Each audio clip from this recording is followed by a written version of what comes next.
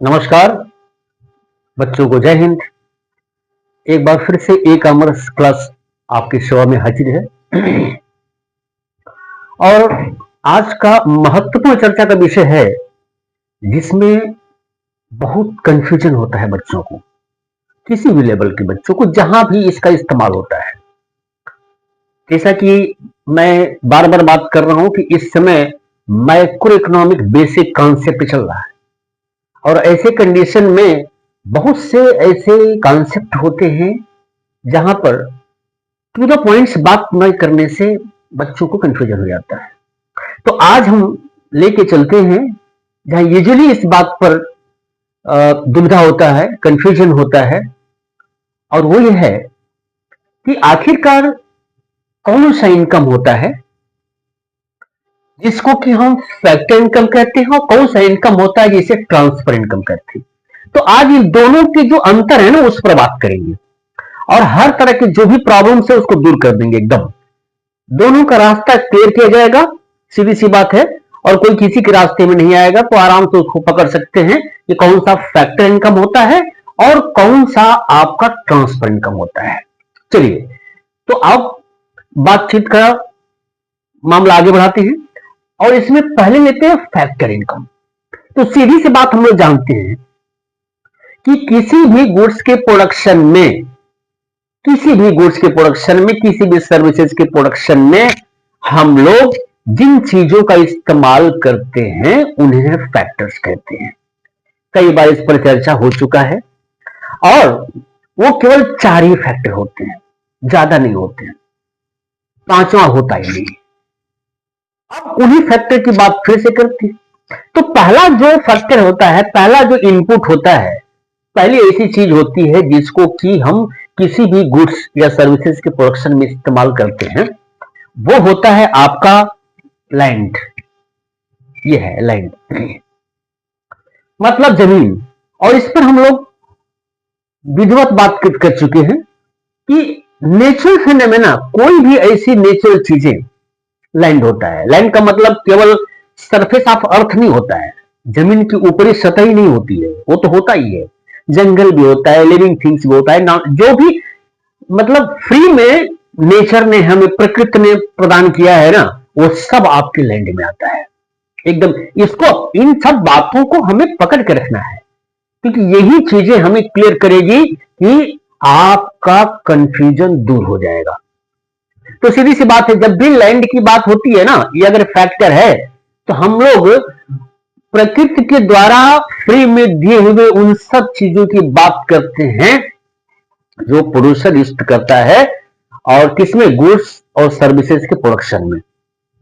तो मान लीजिए कि जो मालिक है जमीन का, लैंड का, ठीक है, यानी नेचुरल थिंग्स का, तो ऐसे कंडीशन में वो किसी को फ्री में नहीं देगा इस्तेमाल करने के लिए, गुड्स या सर्विसेज के प्रोडक्शन करने के लिए। तब देगा जब उसके बदले में उसको कुछ मिलेगा। अब मान लीजिए कि थोड़े समय के लिए कि किसी शहर में एक उद्योगपति आया और एक फैक्ट्री बैठाना चाहता है, उसको जमीन चाहिए, मान लीजिए, तो सीधी सी बात है। तो भाई क्या वो फ्री में जमीन दे देगा उसको? नहीं देगा फ्री में जमीन, है ना। तब उसके बदले में वो मांगेगा, क्या मांगेगा? उसके बदले में वो कंपनसेशन मांगेगा भाई, ठीक है, क्योंकि आप जितना भाग उसका इस्तेमाल कर रहे हैं उतने के बराबर आपको देना पड़ेगा। वो उसकी जो है, एक ढंग से कहिए, पारिश्रमिक है उस जमीन का। तो जमीन के मालिक जब उसको प्राप्त करेगा ना, वही उसका इनकम हो जाएगा। और जमीन का मालिक मतलब फैक्टर का मालिक जब वो प्राप्त करेगा, रिसीव करेगा, वही इनकम फैक्टर इनकम हो जाएगा। और उसका नाम स्पेशल होता है, उसका नाम होता है रेंट। उसका नाम रेंट होता है। अब दूसरा है जो फैक्टर, वो है लेबर। अब मान लीजिए लेबर, यानी इसको लेबरर कहते हैं। अगर हम लेबर हैं, आप जानते हैं इकोनॉमिक्स के लैंग्वेज में हम सभी लोग लेबरर हैं। इसमें कोई कंफ्यूजन नहीं है कि शारीरिक खूब ज्यादा मेहनत करने वाला व्यक्ति भी, यानी खूब एक रिक्शा वाला भारी भरकम सामान लेके ढो रहा है वही लेबर है, एक फैक्ट्री में काम कर रहा है कोई वही लेबर है, नहीं भाई। जो भी शारीरिक और मानसिक प्रयास के माध्यम से कमाने के लिए कुछ भी करता है, प्रोडक्टिव एक्टिविटी, वो सभी लेबर है, हम भी लेबर है। तो ऐसे में अगर मैं आपको पढ़ा रहा हूं, मतलब क्या, मैं सर्विस पुरुष कर रहा हूं और आप उसको कंज्यूम कर रहे हैं, तो क्या मैं फ्री में काम करूंगा? नहीं ना करूंगा, क्योंकि इसमें मेरा मेहनत लगता है भाई। तो ऐसे में आप हमको कंपनसेट करेंगे, यानी आप हमको पे करेंगे, और जब मैं रिसीव करूंगा ना, वो मेरा इनकम हो जाएगा। मैं कौन हूं? तो मैं फैक्टर का मालिक हूं। फैक्टर क्या है? लेबर है। तो ऐसे में जब मैं रिसीव करूंगा तो उसका नाम उस इनकम का हो जाएगा वेजेस एंड सैलरी। इसी तरह से अगर हम तीसरे फैक्टर की बात करते हैं तो स्पष्ट है, तीसरा फैक्टर क्या है? कैपिटल है। कैपिटल की डिटेल में हम लोग बात कर चुके हैं। तो किसी गुड्स के प्रोडक्शन में लंबे समय तक के लिए लगाया जाता है एक फिक्स एसेट्स के रूप में। तो ऐसे कंडीशन में जो कैपिटल का मालिक है, क्या ऐसे ही आपको दे देगा यूज करने के लिए? नहीं, ऐसे नहीं देगा। जब देगा तो उसके बदले में आपको कंपनसेट करना पड़ेगा। कौन? जो प्रोड्यूसर है भाई, वो देगा, कंपनसेट करेगा। किसको? कैपिटल के मालिक को। तो जब कैपिटल के मालिक रिसीव करेगा उस पैसे को, तो वही उसका इनकम हो जाएगा, और इस इनकम का जो नाम है ना, वो इंटरेस्ट हो जाएगा। एकदम स्पष्ट है, टू द पॉइंट, कि उस इनकम का नाम क्या होगा जो फैक्टर रिसीव करेगा, तो इंटरेस्ट हो जाएगा। अब हम लोग पढ़ चुके हैं कि चार फैक्टर्स होते हैं। चार फैक्टर्स में हमने देखा है क्या? लैंड, लेबर और कैपिटल। ठीक है ना? चारों फैक्टर्स अलग अलग रहते हैं, अपने अपने पास होते हैं। इनका मालिक कौन होता है? हाउस होल्ड होता है। तो भाई जो प्रोड्यूसर है क्या करेगा? इनको हायर करेगा, इनको एम्प्लॉय करेगा, किनको एम्प्लॉय करेगा? लैंड, लेबर, कैपिटल, ये तो अलग अलग पड़े हुए हैं ना भाई, एक साथ थोड़ा बैठे हुए हैं। तो उनसे क्या करेगा? खरीदेगा या भाड़े पर लेगा उनसे। कौन? जो लेगा उसको कहते हैं चौथा फैक्टर, इंटरप्रेन्योर कहते हैं।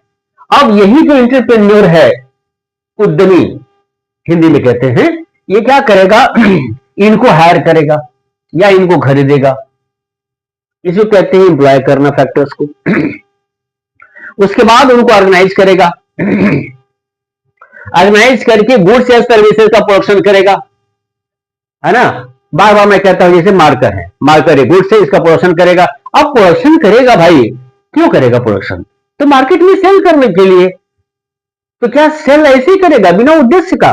नहीं। तो प्रोड्यूसर का भाई अंतिम उद्देश्य क्या होता है? प्रॉफिट प्राप्त करना, एकदम सीधी सी बात है ना? तो प्रॉफिट प्राप्त, लेकिन जरूरी नहीं है कि प्रोडक्शन करने के बाद मार्केट में सेल करे तो प्रॉफिट ही मिले, लॉस भी मिल सकता है। इसके कई कारण होते हैं, जब हम लोग बाद में बात करेंगे। तो लॉस मिल सकता है, तो रिस्क है कि नहीं है? खतरा है, रिस्क है। प्रॉफिट भी हो सकता है, लॉस भी हो सकता है। तो इतना बड़ा खतरा मोल लेने के बदले में भी उसको कुछ मिलना चाहिए ना। नहीं मिलेगा तो क्यों काम करेगा भाई? अपने अपने घर पड़े रहे, क्या जाता है उसको? वो बिल्कुल काम नहीं करेगा। तब अब इन लोगों को हायर करने, इन लोगों को खरीद करके, इन लोगों को मैंने एम्प्लॉय करना, काम में लगाना, और फिर ऑर्गेनाइज करना ताकि गुड्स का प्रोडक्शन सही ढंग से हो सके, और फिर मार्केट में सेल करने के बाद प्रॉफिट हो सके, हो जरूरी नहीं है। तो ये रिस्क है। इस रिस्क के बदले में जो ये प्राप्त करेगा पैसा, ये इंटरप्रेन्योर का इनकम हो जाएगा। और इंटरप्रेन्योर चौथा फैक्टर है, इसलिए इसके इनकम को प्रॉफिट कहते हैं। जैसा कि मैंने कहा था कि बातों बातों में एकदम साधारण रूप से हम लोग पढ़ते जाएंगे, लेकिन कुछ छोड़ेगी नहीं। एकदम जिस चीज की आवश्यकता पड़ेगी ना, उसको जरूर हम लोग पकड़ के रखेंगे। ऐसा नहीं है कि गोल मोल में सीधा साधा समझा करके और खत्म किया जाए। नहीं, ये जहां तक जाएगा जहां तक इसकी जरूरत पड़ेगी वहां तक सबके काम में आ सके, इसलिए इसको किया जा रहा है। तब प्रॉफिट को हम दर्शाते हैं, इंडिकेट करते हैं मैथमेटिकल सिंबल से, उसे कहते हैं पाई, उसे पाई कहते हैं। चलिए, चारों फैक्टर के इनकम की बात हो गई। चारों फैक्टर की इनकम का नाम हो गया rent, wage, interest and the profit. अब सवाल उठता है, जो प्रॉफिट है ना भाई, अगर ये फैक्टर इनकम है तो इसके तीन भाग होते हैं, इसके तीन भाग होते हैं, सोकॉल्ड टाइप्स नहीं, इसके तीन भाग होते हैं। मान लीजिए कि पैसे का जो मोटी है, बड़ा सा एक मोटी है और उसमें तीन छोटे छोटे मोटी हैं, इसी तरह से प्रॉफिट का ही बात है। तो पहला जो मोटी है ना, गठरी, तो उसे कहते हैं कारपोरेशन टैक्स या कारपोरेट प्रॉफिट टैक्स कहते हैं। ये क्या होता है कि अगर मैं एंटरप्रेन्योर हूं, मैंने गुड्स या सर्विस का प्रोडक्शन किया, ठीक है ना, मुझे प्रॉफिट मिला। अब प्रॉफिट का एक भाग हमें टैक्स के रूप में गवर्नमेंट को देना पड़ेगा। गवर्नमेंट जब रिसीव करेगा, ठीक है ना, तो उसे कहते हैं कारपोरेशन टैक्स या कारपोरेट प्रॉफिट टैक्स, और ये प्रॉफिट का ही हिस्सा है। चलिए, ये तो हमने बांट दिया। अब दूसरी गति प्रॉफिट का दूसरा पार्ट क्या होता है कि आप भी अच्छे से जानते हैं, कॉमर्स के विद्यार्थी किसी भी लेवल पे होने की वजह से, क्या कि कोई जरूरी नहीं है कि यहां पर कैपिटल का मालिक एक ही होता है, कई लोग होते हैं। तो कई लोगों का उस प्रॉफिट में हिस्सा भी होता है। तो सब क्या कहेंगे, भाई प्रॉफिट तो आपने प्राप्त करके आप अपने घर थोड़ा लेके जाएंगे, हम लोगों का भी लगा हुआ है उस फैक्ट्री में, तो हमारा हिस्सा कहां गया? तो जैसे ही वो उनका हिस्सा देगा ना, ठीक है ना, किनका? जिनका इसमें शेयर है, क्या कहते हैं उनको? शेयर होल्डर कहते हैं। तब उनके पास जो पैसा जाएगा उसको कहते हैं डिविडेंड।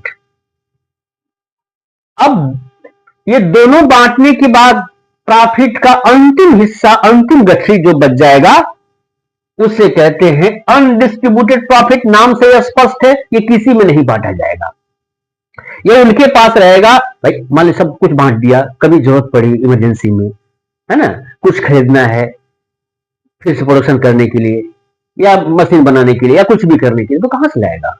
इसलिए वो उतना बच जाता है, किसके पास? उसके पास, वो बांटता नहीं है, इसलिए इसका नाम है अनडिस्ट्रीब्यूटेड प्रॉफिट। ये उसी के पास रह जाता है, इंग्लिश में इसे रिटेन कहते हैं, रहने को रिटेन कहते हैं, तो इसका नाम हो गया रिटेन अर्निंग। और सब कुछ देने के बाद बचता है, इसीलिए इसी का नाम हो जाता है सेविंग ऑफ कारपोरेट सेक्टर। तीनों एक ही है, तीन से चौथा नहीं होता है। जब भी आप नेशनल इनकम की कैलकुलेशन में या नेशनल इनकम अकाउंटिंग में इसका इस्तेमाल करेंगे तो यही तीन में से कोई आ जाएगा। अगर एक ही पढ़े रहते हैं ना तो दिक्कत हो जाएगी, ये क्या है। इसलिए हर तरह से जितने भी इसके आयाम होते हैं सब हम लोग पहचान कराएंगे, चाहे वो अकाउंटेंसी हो, चाहे वो इकोनॉमिक्स हो, चाहे वो बीएसटी हो। तो अब स्पष्ट हो गया आपका कि फैक्टर इनकम क्या है। तो एक बात तो कंफर्म हो गया कि ये इनकम है। कैसे प्राप्त होता है? प्रोडक्टिव एक्टिविटी करने के बाद प्राप्त होता है, फ्री में नहीं मिलता है, तो इसे इनकम कहते हैं। अगर ऐसा है तो कंफर्म है यही काम में आएगा कि इनकम की किसी भी एग्रीगेट में, जो 8 एग्रीगेट होते हैं बाद में बात करेंगे, उसमें इसको हम इस्तेमाल करते हैं, उसमें यूज करेंगे, इंक्लूड करेंगे। अब आते हैं इनकम का दूसरा भाग, उसका नाम क्या है? उसका नाम है भाई ट्रांसफर इनकम। नाम से ही कंफर्म है ना, ये फैक्टर इनकम है, मतलब आपने कुछ किया तब मिला। ये कह रहे ट्रांसफर इनकम, मतलब क्या हुआ? पैसा हमारे पास था आपके पास चला गया, आपने कुछ किया नहीं, इसीलिए इसको ट्रांसफर इनकम कहते हैं। बिना कोई प्रोडक्टिव एक्टिविटी किए आपको मिले, हमको मिले, मतलब बिना काम का मिल जाए, तो इनकम क्या होता है? Transfer income. मतलब कहीं से उसको मिल गया, वो इनकम जहां था वहां से ट्रांसफर होकर उसके पास चला गया, इसलिए इसको हम ट्रांसफर इनकम कहते हैं। इसलिए कहते हैं क्या कि बिना काम का, मतलब क्या? किसी भी ऐसे प्रोडक्शन काम में लगा ही नहीं और अपने आप मिल गया। तो आप बताइए क्या ये कमाई है? ये कमाई है ही नहीं, ये तो अपने आप मिल गया, सौभाग्य से या दुर्भाग्य से, है ना, मिलना नहीं चाहिए। तो क्या इसको हम किसी इनकम एग्रीगेट में जोड़ेंगे? नहीं भाई, आपने काम ही नहीं किया तो जैसे आपको इनकम हुआ, ये तो आपको मिल गया। तो भैया इसीलिए इसको कहते हैं क्या, कि ऐसा इनकम जो हम प्राप्त करते हैं बिना किसी प्रोडक्टिव सर्विसेज देने के। यहां तो आपने फैक्टर सर्विसेज दिया तब प्राप्त हुआ, यहां आपने कोई सर्विसेज, प्रोडक्टिव सर्विसेज कुछ नहीं दिया तब प्राप्त हुआ, इसलिए इसे ट्रांसफर इनकम कहते हैं। अब ट्रांसफर इनकम कहते हैं मतलब क्या, यहां अगर प्रोडक्शन एक्टिविटी है, इसका मतलब क्या कि जमीन के मालिक ने अगर उद्योगपति को जमीन दिया तो यहां तो बायलैटरल ट्रेड हो गया ना, दो के बीच में ना आदान प्रदान हुआ, एक ने दिया, दूसरे ने फिर लिया, और फिर दूसरे ने भी दिया। पहले ने जमीन दिया, दूसरे ने पैसा दिया, तो आदान प्रदान हुआ ना। यहां क्या हुआ भैया, यहां कोई आदान प्रदान हुआ? बिल्कुल नहीं हुआ। हमारे पास पैसा था, हमने आपको दे दिया, आपने कुछ नहीं दिया, तो क्या ये दोनों के साथ हुआ? नहीं ना, ये तो बिल्कुल बायलेटेड नहीं हुआ, दो के बीच में नहीं हुआ, ठीक है, ये एक के बीच में हुआ, इसलिए इसको कहते हैं क्या, इट इज वन साइडेड। और इसी को यूनिलैटरल इनकम भी कहते हैं, इंग्लिश में कहते हैं, सब मीनिंग एक ही है। अब इधर आते हैं कि इनकम एग्रीगेट में इसका क्या रोल होता है। भाई एकदम साफ साफ बात है, बिना काम किए आपको कमाई मिलेगा तो इसे इनकम कहते हैं? नहीं ना, उसे क्या कहते हैं, अरे फोकट का मिल गया इसको, तो बस ये फोकट का मिल गया, इसलिए किसी इनकम एग्रीगेट में इसको कैलकुलेट नहीं किया जाएगा। एकदम स्पष्ट है, सीधी सी बात है। और पहचान तो आप आ गया होगा क्या कि ट्रांसफर इनकम किसे कहते हैं। अब कह सकते हैं सर कुछ नाम तो बताइए, आपको भी याद है नाम, फिर भी बता देते हैं। देखिए, ओल्ड एज पेंशन, आजकल बुढ़े लोगों को पेंशन मिलता है।